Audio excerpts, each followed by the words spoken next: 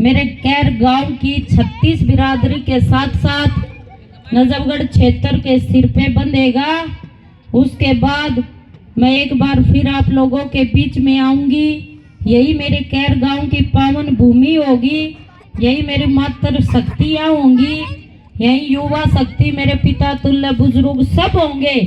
उस दिन मैं आपसे पूछूंगी कि आप सब ने तो अपना कर्म धर्म फर्ज पूरा किया, अब बारी मेरी है। जो भी मेरा कैर गांव मुझ पर कामों की जिम्मेवारियां सौंपेगा वो तन मन धन से मैं भारतीय जनता पार्टी टीम के साथ, अपनी सभी सरदारी के साथ, सभी 36 बिरादरी के साथ मिलकर उसको पूरा करूंगी।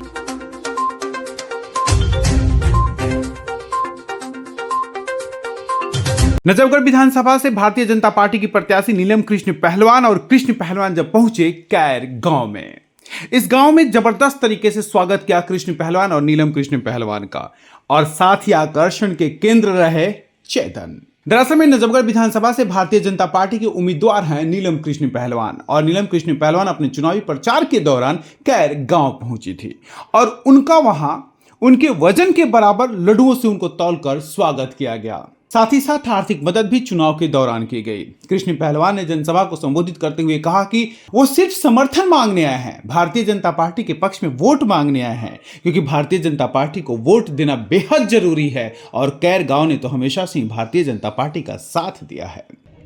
5 तारीख को दिल्ली के अंदर विधानसभा का चुनाव होने जा रहा है।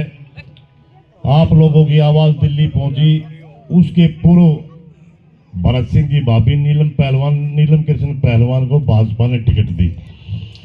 यशस्वी प्रधानमंत्री मोदी जी ने जो देश विदेश में डंका लहराया है, उस पार्टी की प्रत्याशी आपके बीच में है। नीलम कृष्ण पहलवान ने भी अपने संबोधन के दौरान साफ साफ कहा कि कैर गांव का आशीर्वाद उन्हें हमेशा मिलता है। जब चुनाव की चर्चा हुई थी तो कैर गांव की मौजूदा सरदारी पहलवान जी के पास गई थी और पहलवान जी को एक ही बात बोली थी, अब भाई पहलवान तू टिकट लेकर बाकी काम हमारा है।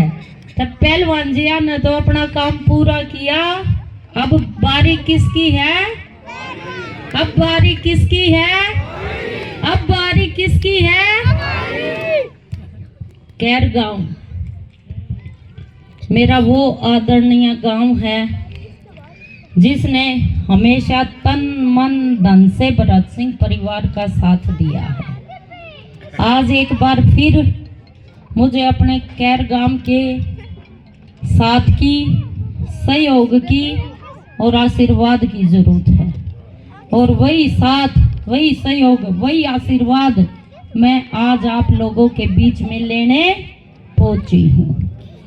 इस कार्यक्रम के दौरान संदीप सहरावत ने मीडिया से बातचीत के दौरान साफ साफ कहा कि कैर गांव हमेशा भारतीय जनता पार्टी के पक्ष में वोट करता रहा है। एक बार फिर से भारतीय जनता पार्टी के पक्ष में वोट करने का मन कैर गांव बना चुका है।